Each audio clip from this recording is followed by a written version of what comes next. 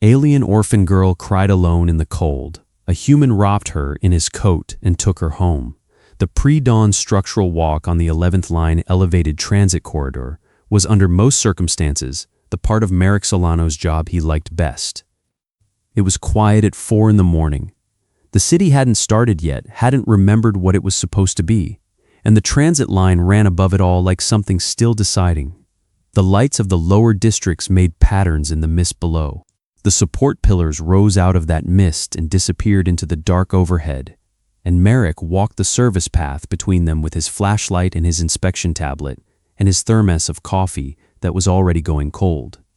He knew the 11th line the way he knew the layout of his own apartment. Not just the shape of it, but the feel, the specific groan of the expansion joints in cold weather. He knew which pillars carried more load than the survey said they should, and he knew that the survey was wrong about it. He had been doing structural assessment work for the City Transit Authority for 19 years, the place where the seismic isolation pads had settled 2 millimeters off-center and been shimmed up in 2019 and would need checking again by spring. And he had documentation about both of these facts that the engineering department had received and filed and presumably would act on before anyone had to care. He was 3/4 of the way through the walk at Pillar 34 when he heard it. Not machinery. The line wasn't running yet. First train wasn't until 5:40. He had plenty of time, not wind. He knew wind in this section. Wind moved differently through the girder lattice here because of the way the upper deck angled, and it made a specific low-frequency vibration that had no relationship to the sound he was hearing. The sound was quieter than wind. He crossed the service walkway to the outer edge of the platform, crouched down, and aimed his light into the space between the pillar foundation and the transit deck underside. The gap that existed because of the seismic isolation design, maybe 1.5 meters high. It was intermittent in the way living things are intermittent, with the particular rhythm of something that has been at it for a while and is running low. Merrick stopped. He stood still with his flashlight aimed at the pillar base, listening. It came again and again.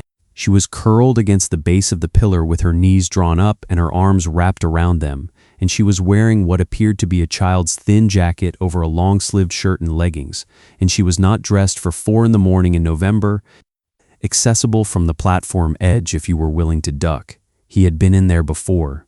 He knew what lived in there. Insulation batting, old maintenance debris, the body of a pigeon that had been there since October, if his nose was right. There was also a child. And the city had been below freezing since midnight. She was crying, not loudly, in the way of someone who has been crying for a long time and whose body has mostly given up on making it a production. Merrick's light caught her eyes when she turned toward it, large, very pale green with horizontal bar pupils, the irises wide in the low light, ringed with the wet of crying. Her skin was amber gold, the color of late afternoon through a dusty window, with a faint iridescence to it that caught the flashlight beam and gave it back slightly cooler. She was young, maybe 8. She didn't run. She flinched from the light, pressing back against the pillar, and then stilled. Merrick turned the flashlight aside so it wasn't in her face. "Hey," Merrick said. The child said nothing. She was shivering. Merrick could see it from here, not the exaggerated shivering of someone performing cold, but the fine involuntary tremor of a body doing what it could with what it had. "I'm going to come in there," Merrick said. "I'm not going to touch you. I'm just going to come in." He did not wait for permission because the child was shivering and 8 years old, and it was below freezing, and Merrick had 19 years of making decisions about things that needed immediate attention before they got worse. He lowered himself through the gap and duck-walked into the space, keeping his flashlight aimed at the concrete beside him rather than at the child. The child watched him with those horizontal pupils, still not running. Merrick sat down cross-legged on the cold concrete, 1.5 meters away from her, and unzipped his work coat. The coat was the heavyweight insulated one that the Transit Authority issued for overnight work. It had seen better days. One of the sleeve seams had been repaired twice, and the zipper pull had been replaced with a piece of zip tie. But it was warm, reliably and thoroughly warm. It had the TA logo on the chest and a reflective stripe across the back and a patch on the left sleeve that said Structural Assessment in white letters on a navy ground. It was rated to -20. And Marek had been wearing it for 11 years and knew this about it the same way he knew things about load-bearing structures. Empirically, through repeated contact, he held it out toward the child. Not draped over her, not moved closer, just held out, at arm's length, available. "You can have this," Marek said. "I'm warm enough." This was not precisely true. It was 4 in the morning in November on an elevated transit platform. He was warm enough relative to a child in a thin jacket, which was different, but he had been a practical person for 44 years and did not require comfort when function was what the situation called for. The child looked at the coat, then at Marek, then at the coat. She reached out and took it. She pulled it around herself with the concentrated focus of someone doing something important, and the coat was large enough to wrap around her twice, which she did, arms inside, chin tucked down into the collar, breathing the warm fabric smell of it. And then she just stopped shivering, not immediately, in increments over the next 2 or 3 minutes, as the coat did its job. Marek sat on the concrete in the dark and didn't say anything and didn't move. The child's name, he learned 40 minutes later, was Sivi. He learned it because Marek asked simply once, and after a long pause the child said it, quiet and precise in the way of someone making a decision to spend a word rather than giving one automatically. "Sevi?" She said it in standard Galactic with an inflection that identified her as Kithrani. Marek knew enough about the Kithrani migrant community in this district to recognize the vowel patterns, though he knew almost nothing else. He also learned that Sevi was 8, that she had been in the underpass for 6 days, that she had not eaten since yesterday morning, which had been a packet of compressed grain from a public food dispenser 2 levels down, that her parents were dead, that she had been staying with her mother's cousin Aaron, who had been her community-placed guardian for the past 14 months, and Aaron had lost his contract work and left for the southern districts 4 weeks ago, and Sevi had not known where to go. Marek learned all of this slowly in pieces over the course of the 40 minutes he spent sitting on concrete in the dark, while the child organized herself under the coat. Sevi answered questions with the economy of someone accustomed to words costing something. She didn't elaborate. She watched Marek between answers with those pale green eyes. At some point Marek realized the thermos was still in his bag, and he opened it and held it out. Kithrani were not allergic to human caffeine. He had checked this very fast on his tablet while the child was looking at the coat, because he was a structural engineer and he did not deploy load-bearing elements without checking specifications. The coffee was cold, but the thermos had kept it from going all the way down. Sevi held it in both hands and drank it like it was warm soup. She held the thermos against her chest between sips. At some point Marek recognized that he was not going to finish the walk tonight. The 3 remaining pillars would have to be done another day. At some point, he also recognized that he was not going to leave the child on the platform. This was not a complicated decision. Marek was not, by personality, someone who struggled with complicated decisions. He was someone who gathered the relevant information, identified the structural failure point, and addressed it. The structural failure point here was a child on a platform in below freezing temperatures with no adult responsible for her. The address was, he would become responsible for her. For tonight, he was clear about that. For tonight meant not in the underpass. "I have an apartment," Marek said. "It's about 20 minutes from here on the night bus. You can sleep there. Tomorrow we'll figure out the next part." Sevi considered this. Marek had observed, over the previous 40 minutes, that she took her time with considerations and that her considerations produced decisions rather than more questions, and he waited. "Okay," Sevi said. They came out of the underpass. They walked the service path back to the access stairs, Marek with his inspection tablet tucked under one arm and his flashlight in the other hand, Sevi swimming in the enormous coat, her own small jacket rolled under one arm because she hadn't let go of it. Marek gave Sevi a hand over the platform edge, and she took it, a brief, functional contact, released as soon as she was upright, which Marek filed under things that make sense about a child who has had very little for 6 days. On the stairs, Sevi said, "You are a city person." "Transit authority engineer," Marek said. "I checked that the bridges don't fall down." Sevi processed this. The night bus came, and they rode it to Marek's stop, and they walked the 2 blocks to his building in the dark, and Merrick let them in and turned on the lights and said, "Bathroom is through there if you want it." "Do they? Not while I'm checking." Something happened at the corner of Sevi's mouth that was not quite a smile but might have been the structural precondition for one. Sevi went and Merrick stood in his kitchen and looked at his refrigerator and thought about what he knew about Kethrani dietary biology, which was not much. He had rice, he had eggs. None of this constituted intelligence about Kethrani compatibility, so he boiled water and made rice. He had a jar of pickled vegetables his neighbor had given him and he'd never opened because he wasn't sure about it. He had the remains of a rotisserie chicken, which he was fairly confident about because rice was bland and basic, and he had a vague memory of reading somewhere that Kethrani digestive biology handled earth starches without incident.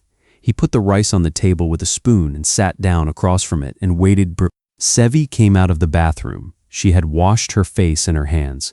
She was still wearing the coat.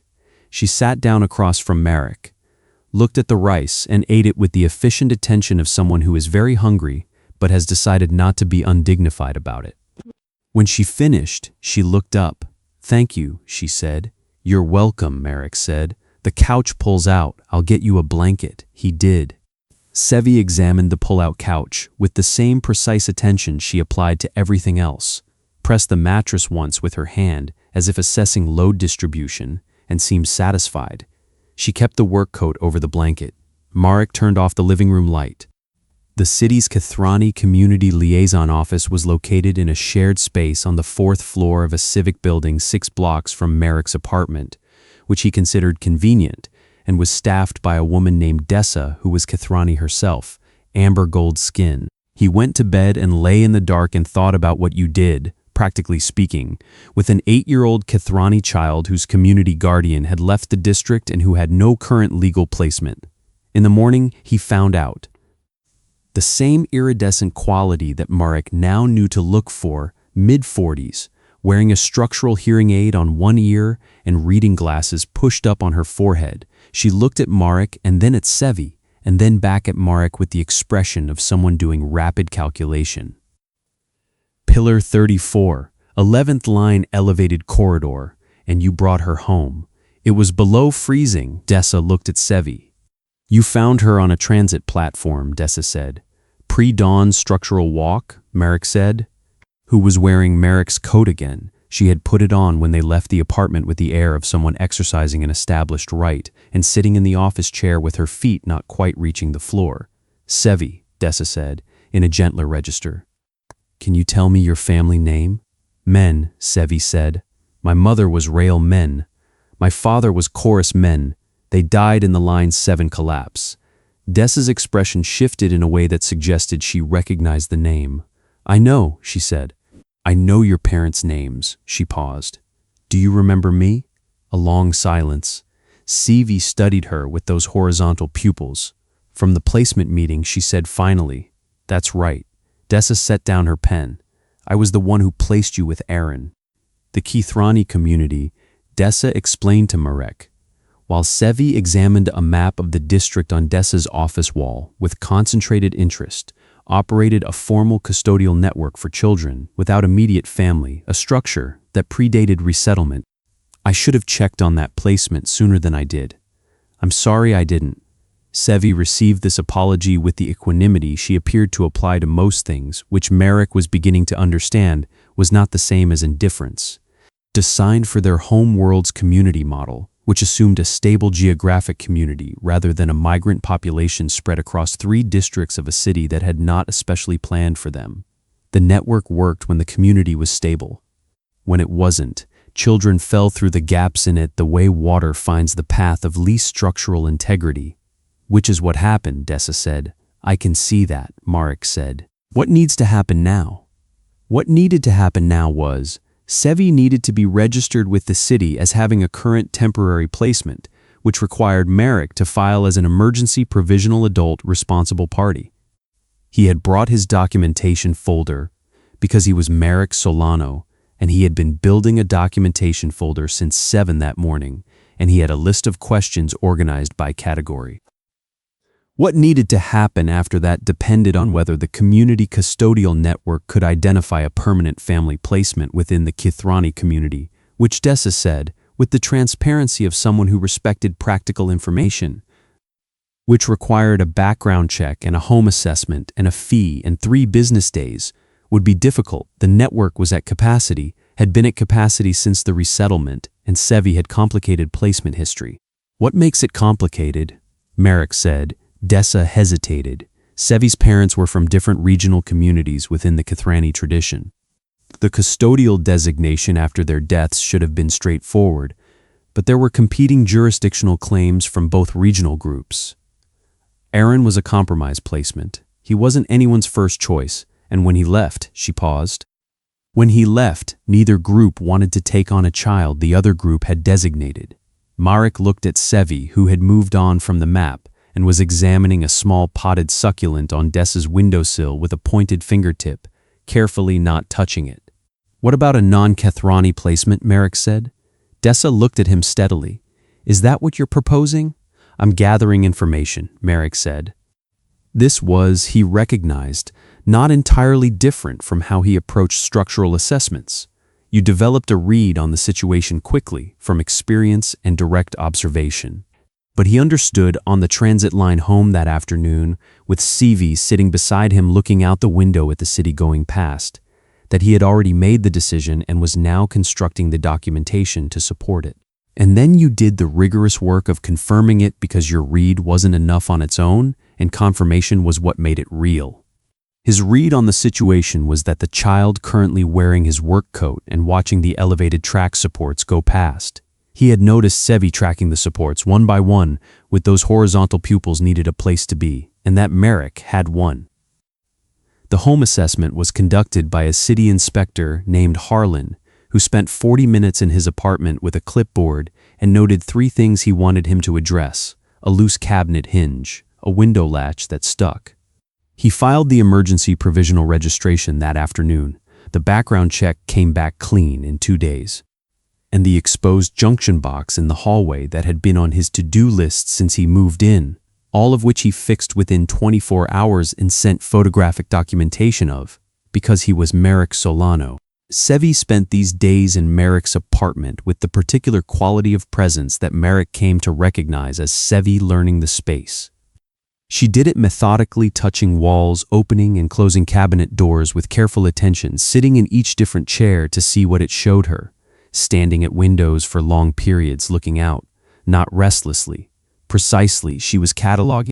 On the 3rd evening, Sevi said, "The window by the couch shows the bridge support. 13th line bridge," Merrick said. "I helped survey that one, 290/18. It is staying up, so far." "What is wrong with it?" Merrick explained, briefly, about differential settlement and the way the embankment on the western approach had been doing things the original survey hadn't predicted. I'd rated an 8 out of 10 for long-term prospects. Sevi considered this with the appropriate gravity it deserved, and how they'd been monitoring it for 3 years now, and it was stable, but the monitoring was important. Sevi listened with the precise attention she gave to information she considered worth organizing. "You know where all the problems are," she said. "That's the job, and you make them not fall down. And I document them so other people can make them not fall down eventually. Sometimes I make them not fall down." Sevi looked at the bridge. "That is useful work," she said, in the tone of someone completing a calculation. Dessa called a month later. The Kithrani Community Resettlement Council had reviewed Sevi's case and identified a possible family placement, a couple in the Northern District, both Kithrani, with space in their home and no current children. It was a good placement on paper. Dessa walked Merrick through it on the phone with the tone of someone delivering information they had promised to deliver, but were not necessarily advocating for. Marek sat at his kitchen table and looked at the space where Sevi's shoes lived now, next to the door. Sevi had put them there on the 4th day, and they had been there since, with the precision of someone establishing a system. There was a book on the low table by the couch. Sevi had been working through Merrick's collection with the same methodical quality she applied to everything, and she had opinions about most of them, which she delivered in the same brief, precise sentences she used for everything else. What does Sevi want? Marek said. A pause on the line. The council process doesn't typically. I know what the process does, Marek said. I'm asking what she wants. Another pause. I don't know, Dessa said. I could ask her. So could I, Marek said. Let me talk to her first. He found Sevi in the living room with the book open and her feet tucked under her, wearing the work coat over her pajamas. Marek sat down in the chair across from her. The community council found a family placement, Marek said. A Kethrani family in the northern district. Sevi closed the book. She looked at Marek with that precise, thorough look. Is that what you want? Sevi said. I'm asking you, Marek said. I know. A pause. But you are the one who has to live with what I say. Marek sat with that for a moment. It was, he thought, an unusually adult observation from an 8-year-old, and it was also accurate, and Sevi deserved accuracy back. No, Marek said. I don't want you to go to the northern district. I want you to stay here. I want to make this permanent. But I needed to know what you wanted before I said that, because it's your life and you're the one who has to live in it. Sevi was quiet for a long time. Outside, the city did what November cities did. You are bad at Kethrani food, Sevi said. Yes, you made the grain paste wrong 3 times. I'll keep trying. You did not know that Kethrani children do not like to be touched on the top of the head. I know now. You ask too many questions when I'm reading. I'll work on that. Sevi looked at him. Something moved in those pale horizontal eyes that was not quite the same thing as the look she gave to bridges and cabinet doors and books. More deliberate. I want to stay, she said. The process of making it permanent took 11 months. Marek had expected bureaucracy. He had 11 months worth of forms and waiting rooms and phone calls, and a liaison from the city's interspecies family placement office named Marcus, who was competent, and overworked and had a caseload that would have broken someone less organized. Marek organized his documentation with the rigor he applied to structural assessments.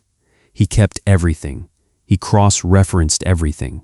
He filed supplemental statements when the forms didn't capture what needed capturing. The complication was the Kethrani Community Council. There was precedent for this. It had happened before 7 times in the district. Dessa had pulled the records, but the council's process for releasing custodial designation was slow, subject to community-wide consultation. Dessa explained it plainly, which Marek had come to understand was Dessa's way. The council's custodial designation had to be formally released before a non-Kethrani adoption could proceed. Mostly, yes. Dessa, it turned out, currently complicated by ongoing tensions between the 2 regional groups that had disagreed about Sevi's initial placement. They're not objecting to you specifically, Dessa said. They're objecting to each other, Marek said.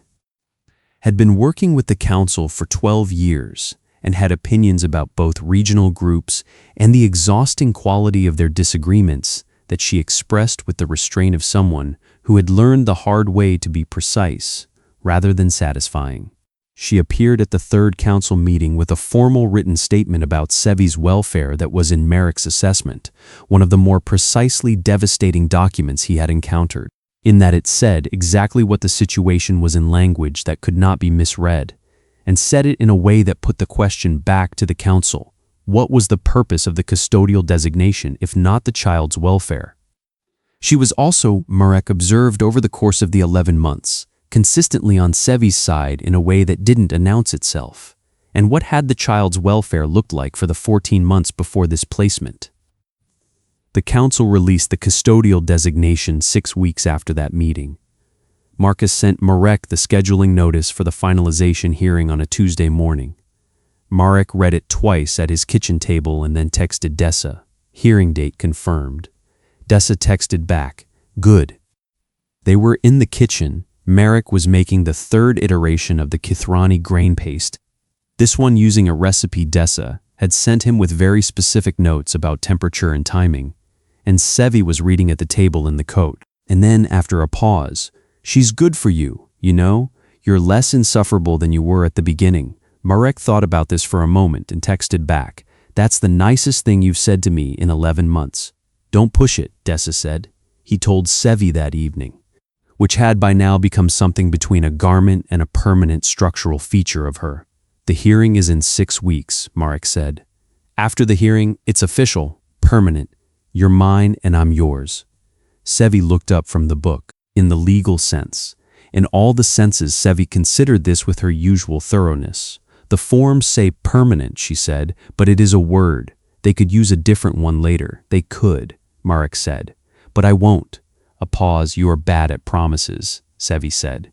You promise things and then they take 11 months. That wasn't a promise going slow. That was a building project going at the speed buildings go. Marek adjusted the heat under the pot. The structure is sound. Just takes time to set. Sevi looked at him with those horizontal pupils. And then something happened that Marek would have described, if pressed, as the structural equivalent of a load-bearing joint settling finally into alignment, a small change in the set of Sevi's shoulders, the particular quality of stillness that followed. Okay, Sevi said. She went back to her book. Marek stirred the grain paste and did not look at anything for a moment, because he was a practical person, not a sentimental one, and he found both conditions easier to maintain when he was doing something with his hands. The paste this time was right. The finalization hearing was held on a Thursday in a city court building Marek had driven past 100 times without ever going inside. The waiting area had hard chairs and a water dispenser that made a sound every 40 seconds with mechanical predictability, and Sevi timed it on her watch for the first 15 minutes, then noted the interval and stopped. Marek had his documentation folder. It was organized into 7 sections with tabs he'd made himself because the commercial tab sets didn't match the configuration he needed. Sevi was wearing a dark blue dress and her good shoes and the work coat over both of them, because she had established some time ago that the coat was coming wherever she went, and this had not been contested. She sat in the waiting room chair with her feet not quite reaching the floor and read the information placard on the wall with the same attention she gave to all information she encountered. Dessa was there. She had come without being asked, which Marek had not expected and was not going to comment on. You didn't need to come, Marek said. No, Dessa agreed, and sat down. The judge was a woman named Reinhold who had the manner of someone who had seen enough to have dropped all interest in theater, which Marek respected. She read the application, asked Marek 2 questions, practical ones, about his work schedule and his plans for Sevi's education, and then looked at Sevi. Is there anything you want to say? Judge Reinhold asked. Sevi thought about it. Not in the way of someone performing deliberation, but in the actual way assembling the right words in the right order, which Marek knew by now was something she took seriously because she believed words did work and ought to be used correctly. I was on a bridge support, she said. For 6 days, he found me, and he was cold too, but he gave me his coat. A pause. He has been cold every time since then when I needed the coat. He does not say anything about it. Another pause. 3 years later, which is to say, when Sevi was 11, Marek sat in the back row of a classroom at the Caldwell District Community Learning Center and watched his daughter give a presentation to 23 other students about the history of the Kithrani transit worker. I think that is what this is. Judge Reinhold looked at her for a moment. Then she looked at Marek. Marek looked at Sevi. That's what it is, Marek said. The judge signed the order, migration. She had spent 3 weeks on it. Marek knew this because he had been present for the research phase, the outline phase, the first draft phase, and the revision phase, all of which had been conducted with the same systematic thoroughness Sevi applied to everything she undertook. She stood at the front of the room in her regular school clothes and delivered the presentation in clear, organized sentences and answered 3 questions from classmates and said, she had a visual display, images of Kithrani transit work, maps, 1 photograph of her parents that she had acquired through Dessa and that lived in a frame on her dresser and also reproduced at small scale on the second slide of her presentation. When another student asked if it was hard to talk about her parents, it is something that happened. They were good people. I know that because the people who knew them tell me, and I know that because of the things they left. A pause. The Kithrani say that your people are still your people, even when the work has taken them somewhere else. I think that is true in more than one direction. Marek in the back row looked at his hands. He was wearing the new Transit Authority coat issued 2 years ago, rated to -20, Logo on the chest, reflective stripe across the back. The old coat lived on a hook by Sevi's bedroom door, at Sevi's height. Marek had put it there the week he got the new one, without saying why, and Sevi had not commented on it either, because they were both people who communicated primarily through the things they did, and certain things did not need commentary. Sevi finished her presentation. She gathered her notes with precision and returned to her seat. On the walk home, she said, "The third question was not a good question." "Which one was the third question? Whether I feel lucky?" A pause. "I said yes, because it was shorter than the correct answer." "What's the correct answer?" Sevi considered this for half a block. "That luck is what people call the beginning," she said. "The rest is work. Someone does the work or they don't, and that is not luck." She paused. "You did the work." Marek walked another half block before he trusted himself to answer. "So did you?" he said. They walked the last 2 blocks in the particular silence that was not an absence but a fullness, the kind that contained everything that didn't need to be said because it was already known, already load-bearing, already said. The city was doing what November cities did, traffic and market noise and the distant sound of the elevated line, and the sky between the buildings showing the specific pale gray of winter that made no promises but was honest about what it was. At the door of their building, Sevi stopped. "The building 3 blocks east has a new crack in the upper facade," she said, "on the north face. It started last week." Marek looked at her. "You noticed that?" "I notice things," Sevi said, with the mild expression she reserved for observations that appeared to her to not require elaboration. "Good eye," Marek said. "I'll add it to my list." He held the door. Sevi went in. Later, when Sevi was older, when she was 17 and studying structural systems at the technical college and had characteristically, above the door, the transit authority placard for the neighborhood station was lit, white on blue, the way it had been lit every night Marek had come home to this building for the past 11 years, and the past 3 of them. He followed his daughter inside. Already identified 3 methodological errors in the curriculum's approach to differential settlement monitoring. She told Marek that she had known in the first hour. Not hoped, known. Marek asked, "What told you?" She said, "You were cold too." He thought about the word Dessa had used once, at the end of a long meeting about custodial designation paperwork. "You don't do anything the easy way, do you?" And Marek had said, "The easy way doesn't check load distribution," which was true about bridges. "You noticed you were cold and you gave me the coat anyway." That was the information. Marek thought about the pre-dawn platform, the thermos of cold coffee, the 3 remaining pillars he'd never gone back to finish that night.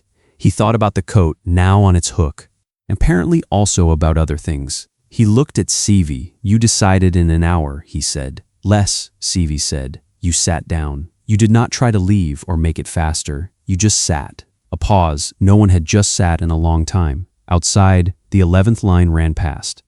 The bridge supports Sevi had learned to track by number 1 by 1, going steadily by, holding up.